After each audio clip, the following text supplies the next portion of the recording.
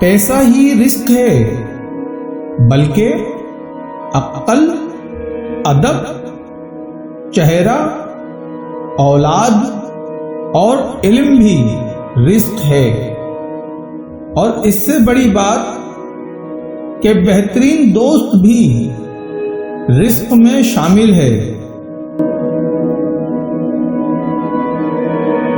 جو شخص خوشگوار زندگی بسر کرتا ہے وہ تلخ موت مرتا ہے۔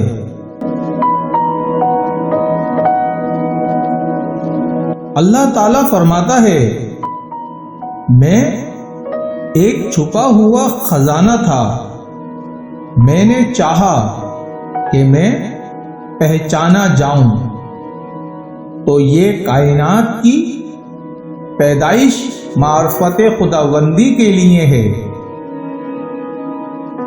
اس نے مٹی سے اطلس پوش بادشاہ بنا دیا، یعنی اپنا مظہر خلیفہ بنا دیا۔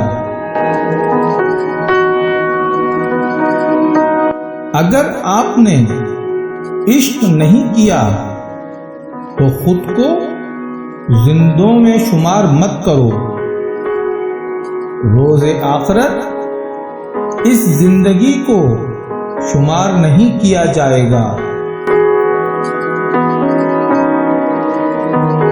سفر کی بدولت ایک غلام بادشاہ بن جاتا ہے۔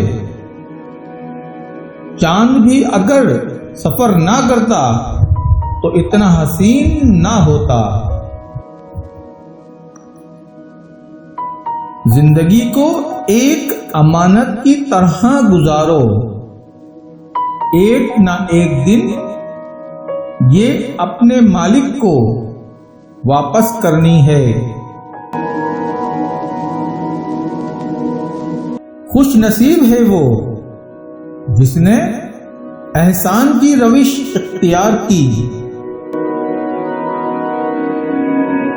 خود کو ذات واحد میں گم کر دینا ہی توحید ہے۔